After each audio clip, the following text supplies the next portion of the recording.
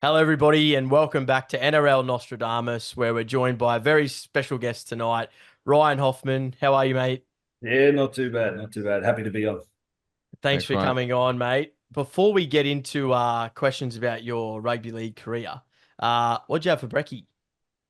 Nutrigrain. Oh, Nutrigrain? Is that a standard? it's a staple. Yeah, well, the kids love it, so I basically just have what the kids have first thing in the morning, and I've got to go to work a bit early, so the quickest thing I can throw in a bowl and get down. What Yep. about coffee? No coffee? Yeah, well, coffee. I make the coffee before I make the cereal, Yeah, yeah. and then I gotta because I make it really hot. So when I have it in the car after I've had my cereal, brush my teeth, and up in the car, it's got to a nice temperature. Is that a superstition? No, it's a Habit. method. Okay. Lukewarm. I am Lukewarm, they call it. Is that what it is? no, because I make it really hot. I'll make it really hot. Yeah. So when it's just Scalding. at a perfect, not tight, not quite tongue burning temperature, but enough to make it. Oh bloody hell, that's hot. And Nice. what is it? Is it macadamia milk? What are we Nah, throwing in? I'm as simple as they come. Just full fat latte. I can't have skim milk because that's just drinking white water, and Yeah. um and I can't do the nut milks because milk doesn't come from a nut. Yeah, Yeah, that's it's fair. fair. That's a So fair point. I have coffee with cow's milk. Pretty much, yeah. Oh, we love That's it. We love standard. it. That is I'm just straight. rock standard, straight up. I'm straight for and to be, I never had coffee until I moved to Melbourne, so it's true what they say. Yeah, right. Yeah, you need it just to keep warm down there. Well, you need it just to fit in. Yeah, that is true. Now, mate, you were born in Canberra. Your father, Jay, he actually played for Canberra.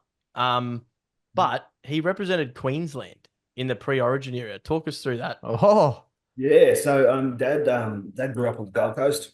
He was Yep. he played rugby league on the Gold Coast, lived up there, was actually selected to play for Queensland from the Gold Coast, which was really big at the time, being country rugby league. And then he went to Brisbane Brothers to play in the Brisbane competition, where he played under Wayne Bennett. What Wayne Bennett was the coach of Brisbane Brothers then. That was 1980, 81. And then Wayne had a chat to him and said, mate, what do you want to do in your career? And he said, I want to go to Sydney. So made a few calls, and he was actually the first player the Canberra Raiders signed. Yeah, oh, wow. really? Yeah. Wow. There you So, go. Awesome. He's Canberra Raider number one. yeah, well, how they did it, they did it alphabetical back then. I think it was actually Oh, Canberra Raiders number six, but oh, you'd be Yeah. spewing, wouldn't you? yeah. Actually, we had Taylor Preston on, the Oh yeah. halfback for the Sharks, and I think she was the inaugural signing for the Sharks, but she was Shark number 4 or something like that. I think Yeah. they did the The, same the, thing. Yeah, yeah, alphabetical order. alphabetical order. Mm. Yeah. Stitch So That's up. no, look, he was yeah, he absolutely loved his time with the Raiders, and being a proud Queenslander, had his few games for Queensland, and yeah, I grew up a very staunch Raiders supporter. Yeah, Oh, right. so you did support the Raiders growing up? Oh, 100%. I love the Raiders. I was at the 89 grand final. Dad took me, I was 5 years old, and Yep. got to be there. And, that's probably that with the 2015 grand final, the greatest grand final finishes of all time. And I was Yeah. actually at the 94 grand final as well when they beat the Bulldogs in Mal's last game. So then what's your earliest sort of memory then of league? Is it that grand final or is it we go back earlier than that or No, we go back earlier. yeah. I have a faint memory of me kicking an empty 2 litre bottle of Coke around Seaford Oval, waiting for Dad to come out of the change rooms. How good's that? And I actually got memories as a kid. Dad taking me to training, and Ronnie Giddo was playing with the Raiders at the time, and Matty Giddo and I we used to play together at training and go to training and everything like that together. So I wouldn't go unless Matty was going, apparently. So yeah, they're my earliest football memories. Yeah, how good's that? And was it always rugby league? Yeah. Look, I've always loved rugby league. We moved around a bit when I was a kid. We lived in Adelaide for a couple of years, so no rugby league there when I think I was 6 and 7. So I played soccer. Then we moved back to Sydney and got back into rugby league again. Then we went to New Zealand for a couple of years and I played rugby union. Then we left New Zealand, came back to Adelaide, so I played rugby union there too. And then we eventually moved back to Sydney and I got back into rugby league. But rugby league was always my first love. Yeah. So talk us through. So you obviously debuted at the Storm, Mm. 2003. How did you end up at the Storm? Yeah, so I lived in Campbelltown. I was a Campbelltown kid and grew up a West junior. Came through the western suburbs, junior grades playing, Howard Mats, SG Ball with them. Whilst I was going to St Gregory's College there in Campbelltown. And my last year of high school, I was actually playing reserve grade for West as well. But Mm. the Peter O'Sullivan, the former Melbourne Storm recruitment manager, he came to me at the end of 2021, midway through 2021 in the schools carnival, saying he was with the Storm, what my situation was. So, well, I signed a scholarship deal with the Tigers, so I still had another year to go at that, and that was it. And then about exactly 12 months later, he got in touch with me again and asked what I was thinking about doing, and Melbourne put in they showed a lot of interest. So did the West Tigers, the Roosters, Parramatta, a couple of other clubs. But in the end, it came down to the Roosters and Storm. I wanted to leave the West Tigers. They Mhm. were in a state. They're in between Terry Lamb and Tim Sheen's end, so they didn't really have a coach. Mhm. Yep. And I wanted something a bit different. The Roosters offered me more cash. Surprise, surprise. But Yeah. but the Storm actually offered me a chance to be in the top 25 as it was back then and be full time. So Yep. for me, it was a chance. Like I had a great home life. I love living at home, but I wanted to leave home. I wanted Mm. to Mm. see something else. And Yeah. I finished. I end up agreeing to sign with the Storm to be in their top 25 for the 2023 season. About 3 weeks after I signed, Mark Murray gets sacked. And a couple of weeks after that, they signed Craig Bellamy, who, Yeah. Wow. it's funny how fate works out. Obviously, Dad played with Craig Crazy. Yeah. at the True. Raiders, Yeah. and Yeah. Craig's known me since I was born. But it was just a massive coincidence. So when I finished high school, I went away with the Australian schoolboys on England and France tour, and pretty much when I got back from that, I had a week at home over Christmas, and then moved down to Melbourne. Were you recruited as a back rower? Yeah, I Yeah. was because I played on the junior grades and back row, but when I was Yeah. playing reserve grade at West, I played in the Yeah. centres. Yep. I was built like a minute to six back then, and playing reserve grade, I needed to put on a bit more weight. So Okay. Bobby Linder was our coach, and he put me in the centres, and we had amazing edge. I think Anthony LaFranchi was the back rower, Oh. a bloke by the name of Ben Jeffries, Yeah. current coach now. He was in the halves. I was the centre, and Luke Cavell was my winger. Oh. Wow. Wow. So yeah, Stacked. it was a fun time. Like I was 17 years old playing reserve grade, thinking that this was the best thing in the world. But happy to play between centre and the back row. But I always saw myself as a back rower. Mm. Yeah. Yeah. Nice. And let's go forward, a few years to 2006. You lose the grand final to the Broncos, Mm-hmm. but you make your New South Wales debut. What was that moment like? I debuted in 2007. Oh, it was 2007, was it? Yeah, I debuted 2007. Oh, there you go. Lucky we didn't have CJ to do our facts check. There you Yeah. go. No, I played City Country 2006. Yep. And then we lose the grand final against the Bronx. And then 2007 was was a pretty good year for me. I was 18th man I was actually 18th man on the Anzac test that year. I got Yep. named 18th man for Oh, the right. Anzac test. Yep. Yep. And then the Origin series came around. I was 18th man for the first game, and then got picked for games two and three. So Yeah. I just want to sort of touch on Origin. Fortunately, but sort of unfortunately, you sort of played most of your career against a pretty good team. Obviously, you didn't go into a game thinking you couldn't win. But when the teams come out and you saw the Queensland side, surely you looked at it and thought to yourself, how am I going to get through that? Yeah, look, it's a funny one. Like that era, what do you say, from 2006 really to 2011. Like I know they won a few more, like 11, 12. That's probably the greatest rugby league side ever put on the field, to be quite honest. Like they were absolutely brilliant. But if you look through that period for New South Wales, there was only one clean sweep. Yeah. So New South Yeah. Wales were in a lot of those series. Like a lot of them came down to a decider. Mm. And even in I know 2008. we lost the decider on a try on the bell to Billy Slater. Yeah. So we were always in those sort of series. So there was never a moment where we felt like that. And for me personally, coming up against Bill and Smithy and GI and all those things back there, like I played with those guys and trained with them. Like I know they're human and I know they can be beaten. Yeah. But yeah, look, it was tough. Like I played in the series in 07 and 08 and then didn't play another series till 2013. Did they chirp at training when you got back to the Storm? Nah, it wasn't Yeah, done. right. It was really funny. It was always Origin was great because that's the only time you ever got a chance to hit them. So you might as well have a crack. But honestly, it was after the game. It's a handshake, bit of a cuddle, and then you see him at the airport the next morning to fly back to Melbourne and nothing's mentioned. Yeah, Like, really. So that's pretty much the norm, yeah. Yeah, now. 100%. Yeah, 100%. Like it is what it like. There's no sort of having to go like, but because we're really close friends too. I mean, Bill and Cam were groomsmen at my wedding, and we all know how much it sort of means to us, and it's a very sort of special time, and you don't want to cheapen or lessen the sort of feel of it. Well, that's the sort of stuff too, and we have a lot, I think, too much respect for each other for that. Yep. Yeah. Would you put the Origin as the highlight of your career? Look, they're all different. Like for me, the pinnacle was playing for my country. And, to know I was part of the best 17 players in Australia at the time that's the most special thing in the world for me.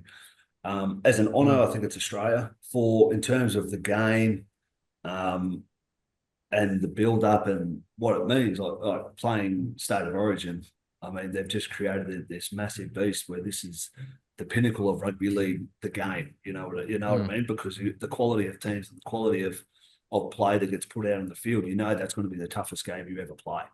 Yeah. So they're all sort of different. Yeah, they're all great in their own way. Obviously, prestige for me, it was Australia in terms of an honour, but in terms of playing the big game and be a part of the big moments, I'd say it was Origin. Yeah. Yeah. I'm glad you said that because there is some players out there that clearly don't think playing for Australia is an honour these days. Yeah, look, and I know you probably mentioned about Kalen, but the thing we need to know is everyone's replaceable.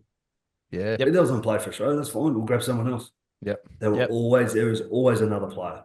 Yeah, there's always someone on the conveyor belt, isn't there? Yeah, but no one's irreplaceable in rugby league. Yep. Yeah. I mean, you would have thought Cameron Smith was irreplaceable, and they find Harry Grant. Yeah, well, that's true. Absolutely. Yeah. You know what I mean? Plays for the same team. Exactly. You're good. There's always going to be another player. Yeah. 100%. Obviously, grand finals will be up there with some of the highlights of your career. You win 2007 against Manly, 2009 against Para, but 2010 the premierships obviously get stripped. Yep. Was that the low point for you, like in your career? Yeah, it doesn't get lower than that, to be quite honest. Like the premierships in 07, like that premiership was 5 years in the making, from when Craig started to actually when we won. Like that was years of blood, sweat, and tears in the making. And you look at all that team, you look at the team. Like Mick Crocker was signed as a current international. Everyone else pretty much had debuted for the club before they were 20, or were offcuts from other players. So we knew what it took to win those things. And look, in the end, the club did the wrong thing. Yep. The club went about it the wrong way. We got let down by poor governance because I'll put my hand on a stack of Bibles and say we had no idea what was going on. Not a clue. Like everyone's talking about 2 contracts. No, it wasn't anything like that. You the only thing people ever got was what they knew was in their contracts. I looked at my bank balance every week. That's the contract I signed to what I was going to be paid. Like I don't know what was declared or anything like that. But in terms of what actually happened, it was devastating. The fact that there was no due process with it. We basically had no right of reply. There was no sort of understanding with it. It was just... And it got sprung on you out of nowhere just before training. You were going out to training. No. So we're actually on the paddock. We're actually training on the paddock, and Bellac wasn't there. So we're thinking, this bastard's up there hiding in the grandstand somewhere, just saying who's slacking off or whatever, typical Bellac sort of thing.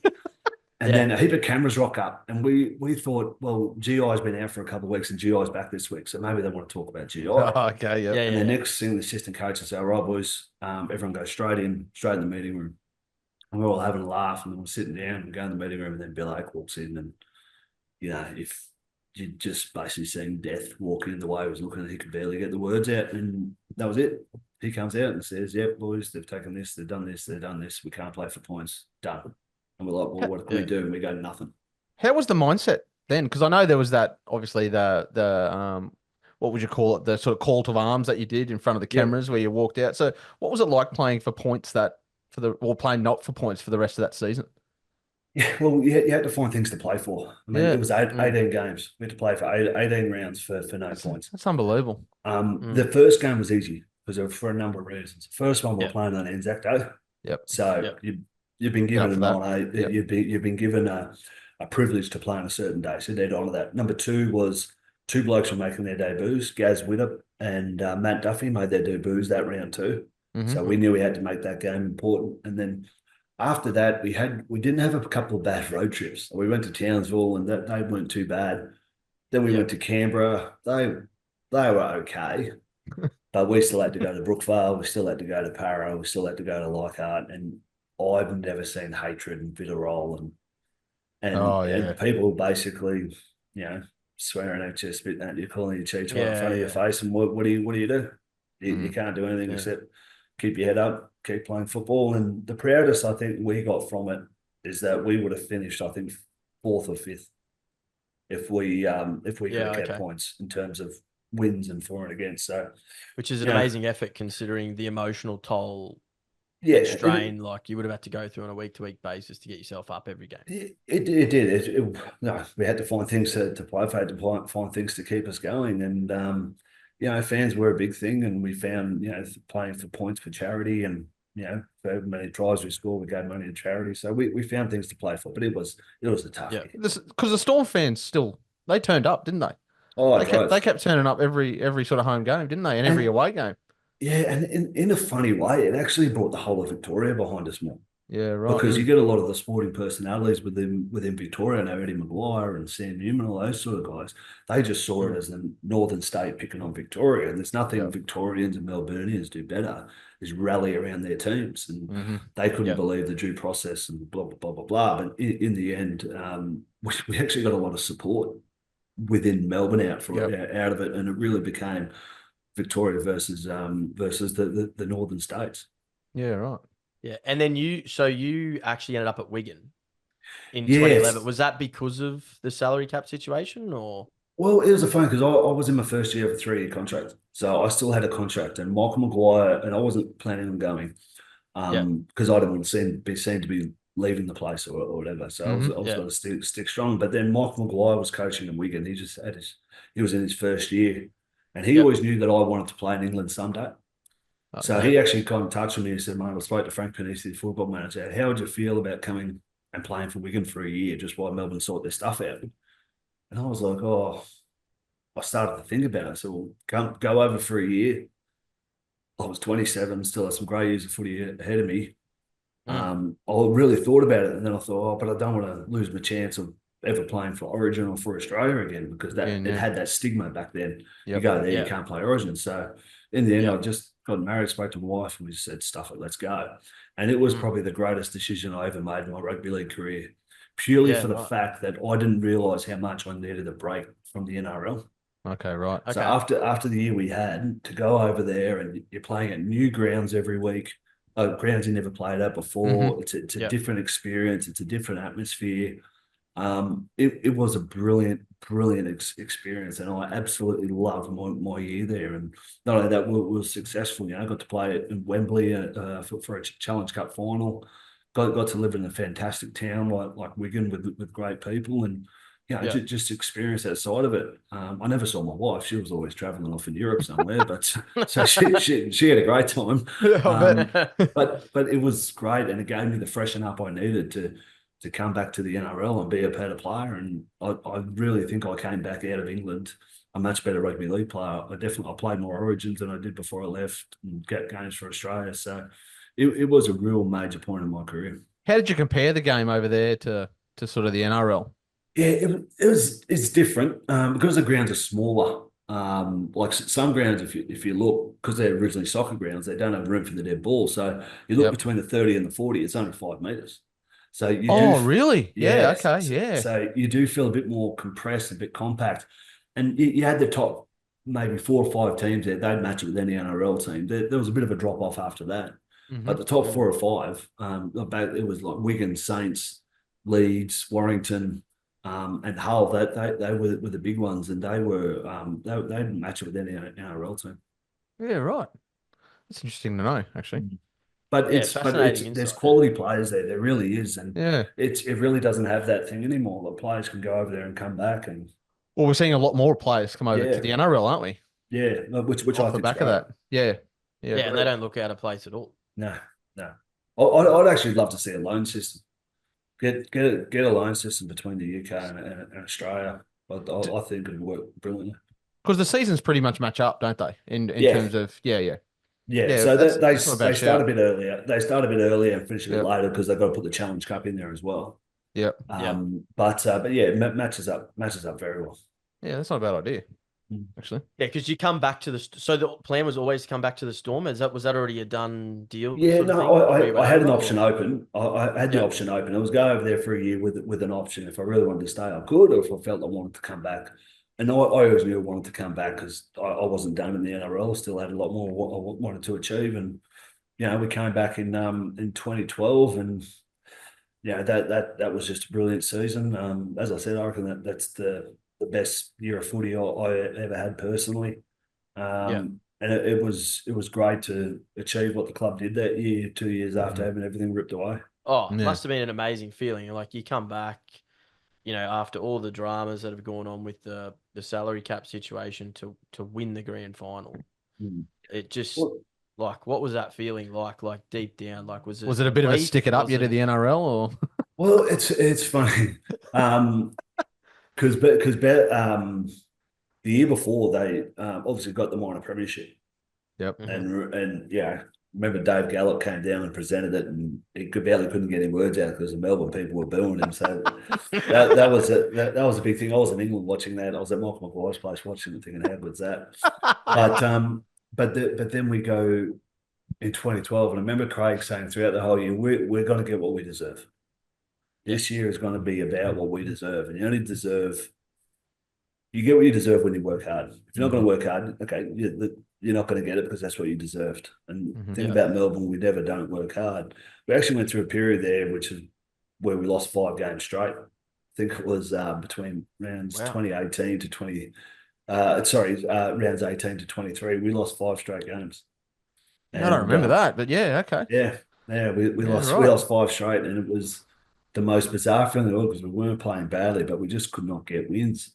And it was quite a frustrating thing at the time, but we just stuck with it, knowing it was going to turn. And then, I think we won round 23 against the Panthers. We scored a try off the first set, and then I don't think we lost another game until 2013, round 11.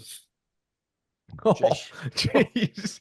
And Give someone else a go. You actually scored the first try of the game in the grand final as well. Yeah. Was that a solo effort from halfway or something?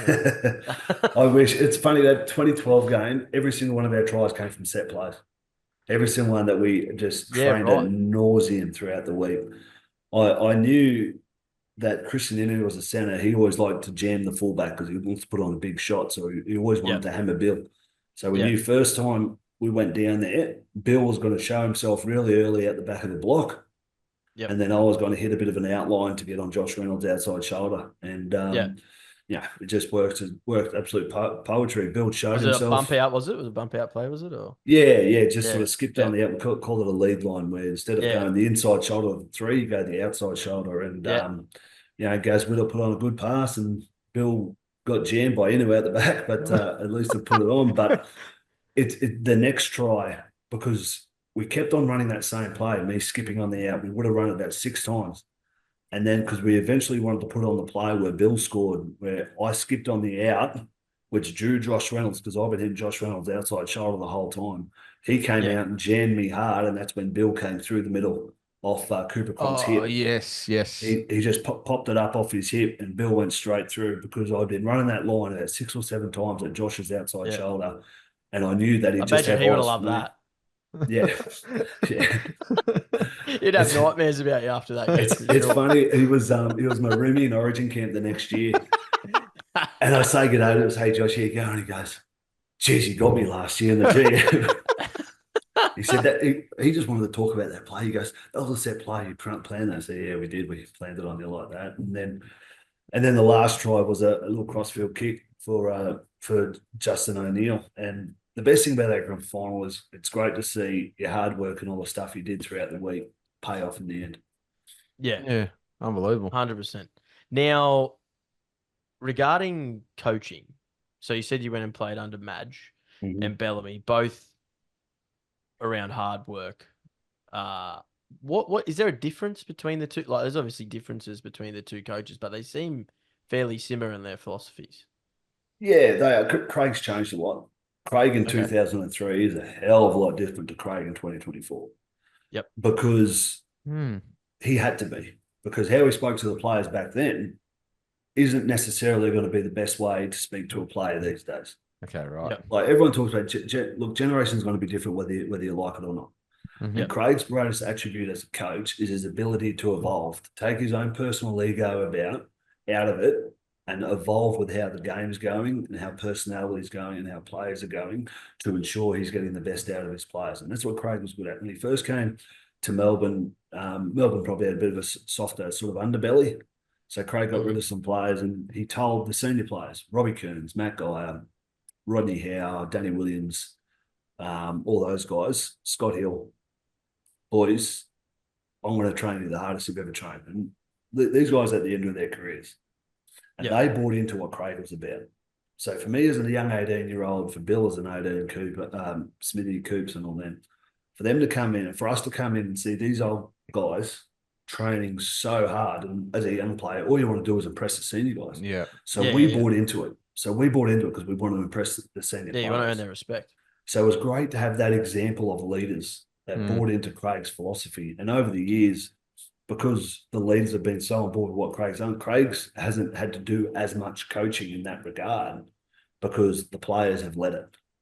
Yeah. Okay, Yeah. right. If that makes sense, like the standards the standards got set there from Steve Kearney and all those sort of guys for us. And obviously when we got to later end of our careers, we were trying to set the same standards.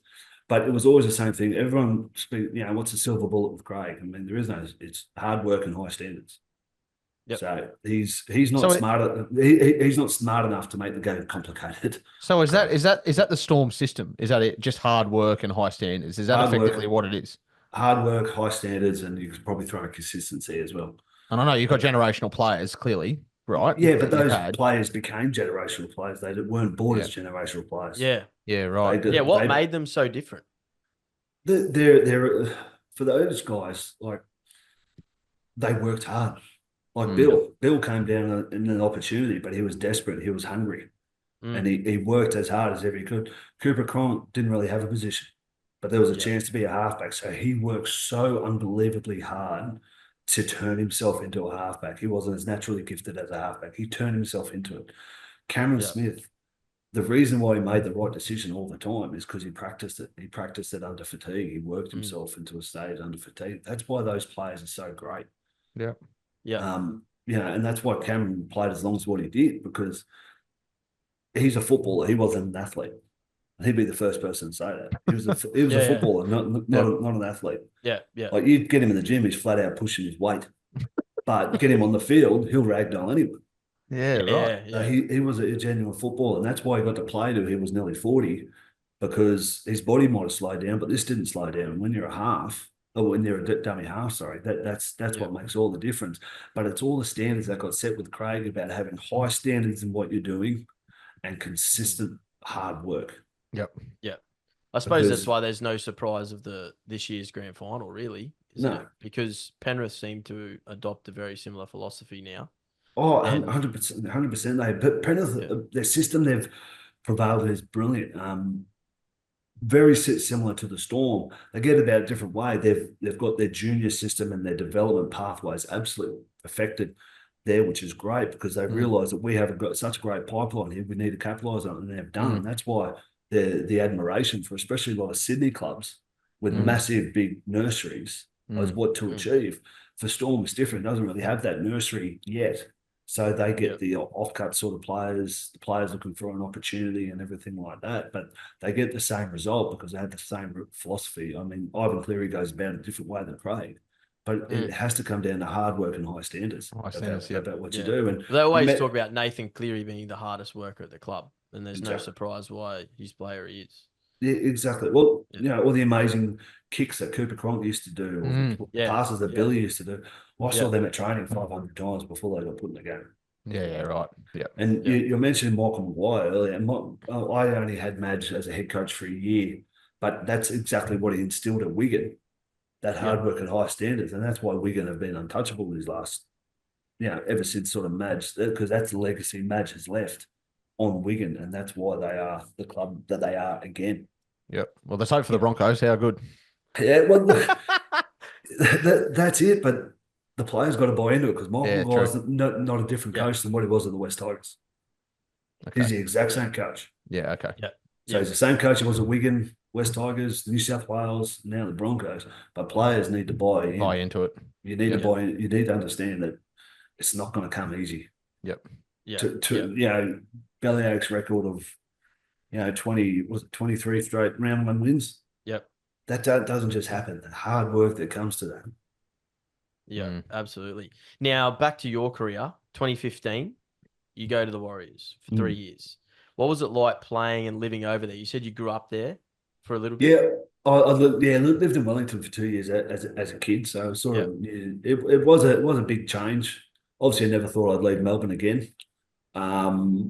But it was a great opportunity. Andrew McFadden, who actually played with it at Melbourne, was the coach. And look, I just see New Zealand as rugby league's greatest untapped resource because if the Warriors ever become hopefully where they will be one day, and that's the best team in the NRL, they've immediately got 7 million supporters.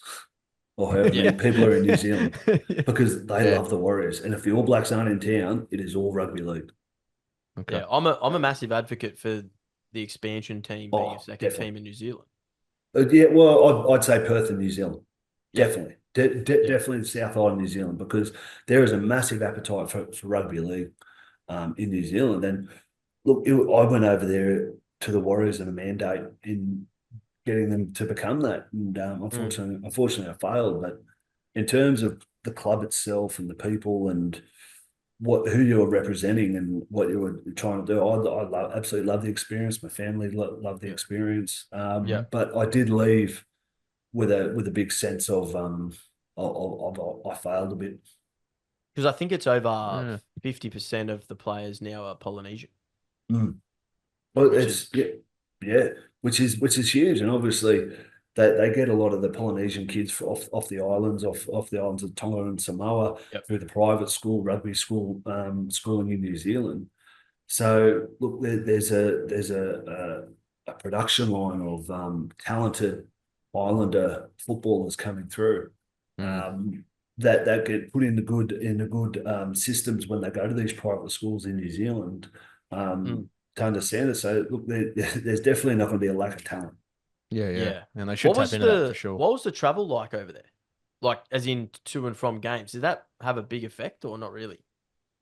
Travel's travel. It wasn't getting any closer, so there wasn't really any point for us worried about it. That's the way to look at it. Well, that was always my philosophy with it. Like, there's if a Perth team come in, then same.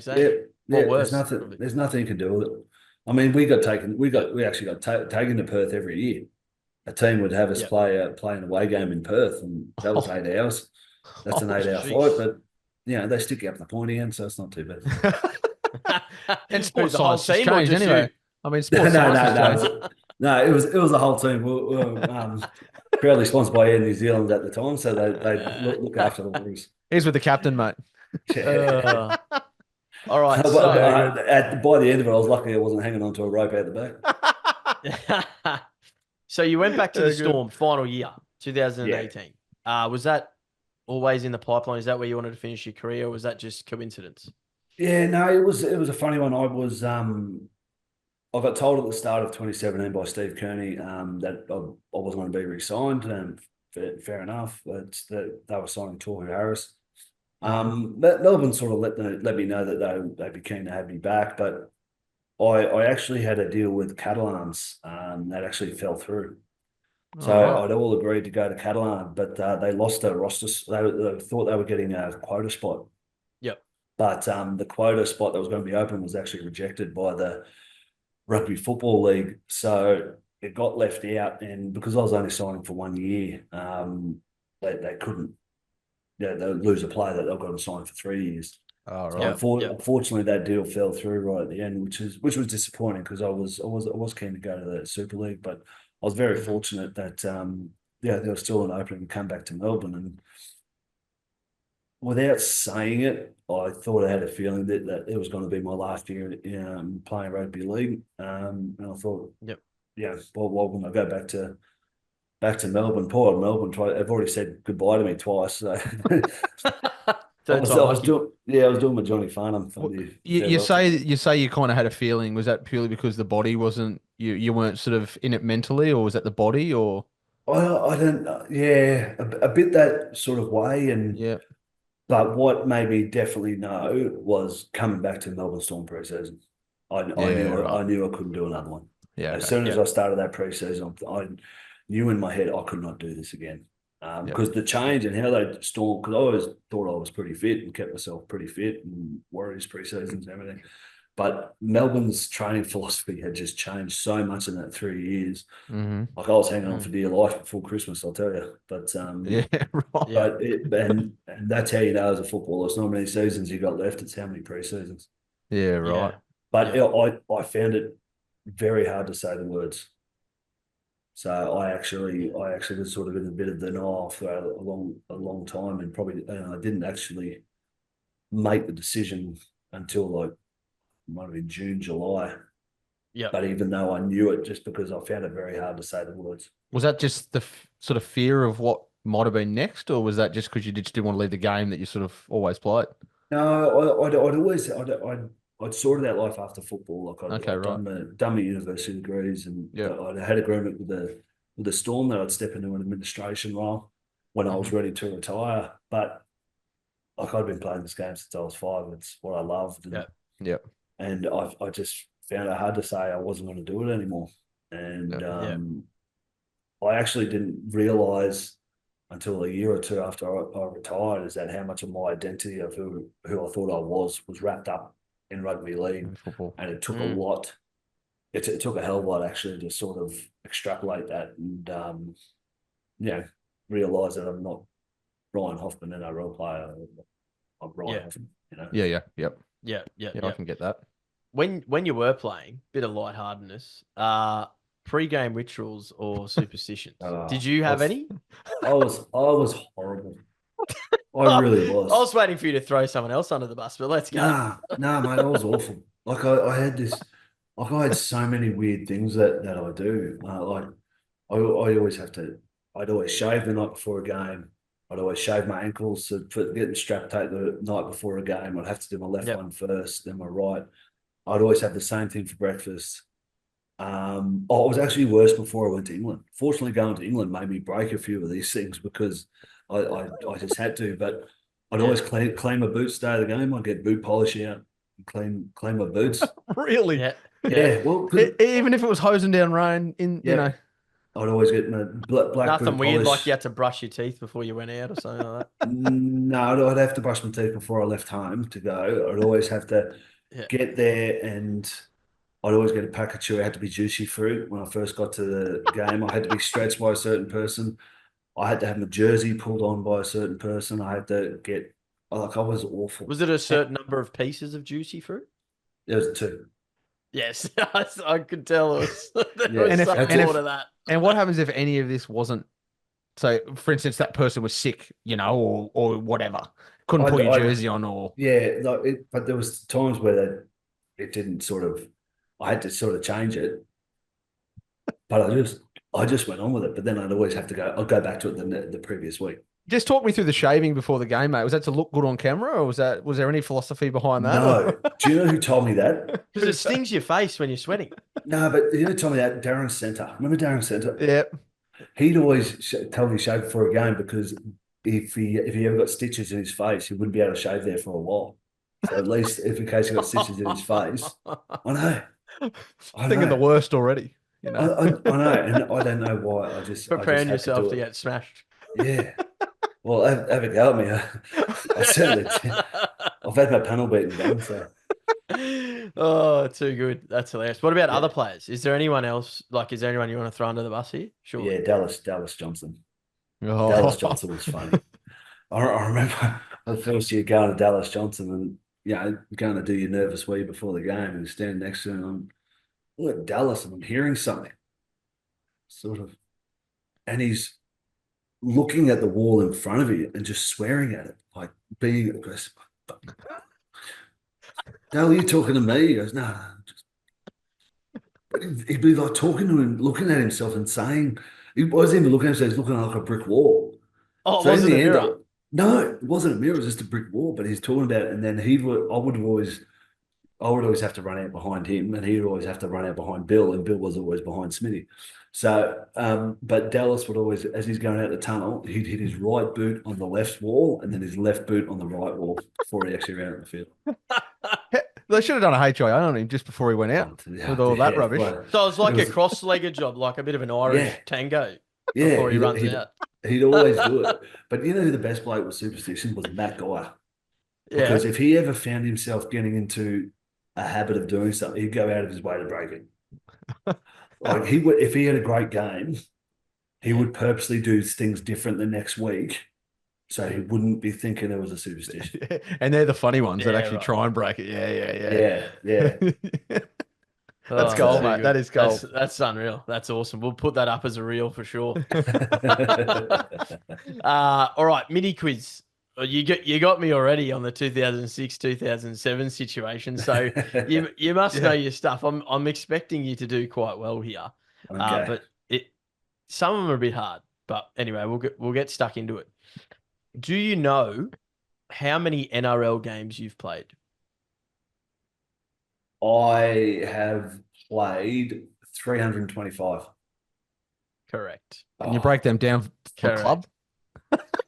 Yeah. I can. I played 60 for the Warriors, and the rest with the Storm. I can't do the maths that quick. How good. Oh, that's hilarious. All right, what about tries? Do you know how many Ooh. tries you scored? I was 72. Oh, jeez. I'm actually going to do a fact check here because I may have given you a little bit of extras here with your time in the Super League. In the Super League, I reckon I got 10 or 11 in the Super League. So You that might got have been- Try scoring back close. row. You have to 71 you got. 71. Yeah, 71. And you got 11 in the Super League. 11 in the Super League. There you go. Got Yeah, that so one right. 82. Well, you get this one. How many goals did you kick in your career? One from three, baby. 1 from 3. 1 from 3. All right. So No first, I actually had the last kick at goal at Olympic Park. We played the Roosters in the last round, and it was my 150th, and we gave them a bit of a hiding, so they gave me a kick from the sideline. Terrific. So I missed that one. And then in 2010, when we played our last game against Newcastle, everyone who was leaving got a kick at goal that day. Also from the sideline, missed it. And then in 2017, on my 300th game playing for the Warriors, Ata Hingano scored a try on the bell. And I had a final shot. I had a shot for goal that day. And managed to slot it. Was it in front? Surely they gave you one in front. No, it was about on the scrum line. Oh, no. I was pretty happy with it. I bet you would have been. How far did you pull it back? I reckon I pulled it back about 20 meters. Yeah, just to get, so you had a bit of goof on you. Yeah, but I had a routine too. Like I actually You're kidding. So you actually practiced. Yeah, back 3 across 2. Yeah. No toe poke. Oh no, I wasn't toe poking. Oh, too good. All right. Now, representation wise, Australia, how many games? 6 games. Spot on. It wasn't many. It's just one more. Man. What about Australia? Sorry, New South Wales. 14. I think. Yep. Yep, Yeah. spot on. 14. You do know your stuff, Ron. I'm not going to make you Yeah. feel bad here, but how many of them were wins? Um, I reckon 7. Oh, that's 50%. Yeah, okay. I don't know. I'm guessing. Yeah, you're guessing. Yeah. Yeah, yeah, yeah. Yeah, maybe. Because Still you said a 50%. lot of those series were, well, there was only one, wasn't there? That was a Yeah, clean sweep. yeah, but I didn't play it in a clean sweep one. But yeah, no, I reckon I would have been about 50%. Yeah, right. It's Yeah. better than some of the others. All right, and final question. In the 2012 grand final, what was the score? Oh, it was easy. 14-4. Ah, there you go. Too easy. Oh, Too good. That's, Too that's, good. that's easy. Too good. Yeah. We scored all our points in the first. All the points were scored in the first half. Oh, yeah, okay. Yeah. Well, and you scored the first try, so Just, Just just, that just in cruising the second 2012 half. or 2009 as well. oh, here we go. Here we go. Oh, how good. good. I've signed many a tab ticket after those 2 grand finals. I tell you. Oh, I bet. Oh, brilliant. Now, before you go, Ryan, and we ask you our final question, we've got a gift pack that we're going to send to you. Thanks to our sponsors. We've got a Nostra gift pack. So we're going to throw a shirt in there, a cap, stubby cooler, a hoodie. You're going to need that for down in for next winter. Yeah. And we've also got a couple of sponsors, Grip Socks. So Yep. we're going to send you a pair of Grip Socks and Energy Pro, which is our protein water sponsor. So we're going to send you a pack of Energy Pro. So we'll grab your details after the episode, mate, and send them down to you. So last question: you. what's next for Ryan Hoffman? What are you doing with yourself now? What's your goals for next year? Oh, what am I doing for myself now? I work for a company selling access equipment, like boom lifts and civil lifts. I really enjoy that. Also commentating, doing a little commentary for the ABC on on the radio for ABC. I've got the head for radio, so they won't let me on Fox or Channel 9. So Bill and Cam and Cooper have got those ones locked down. So I stick with the radio. Yeah. But look, for me, I'm just enjoying getting my snippets of rugby league when I do the commentary. I really enjoy that, and just doing a lot of stuff for the kids. I've managed to somehow get myself playing cricket and basketball again, both sports I had to give up when I was about 14, 15. So Yeah, nice. Yeah. really happy to be back in doing those. And look, my weekends are the happiest when I'm running around after kids' sport, taking the kids to basketball, cricket, AFL, or whatever it is that they're doing. Yeah. Awesome. Yeah, that's awesome. That's awesome. Well, once again, thanks so much for coming on. Really appreciate your time, mate, and enjoy the rest of your week.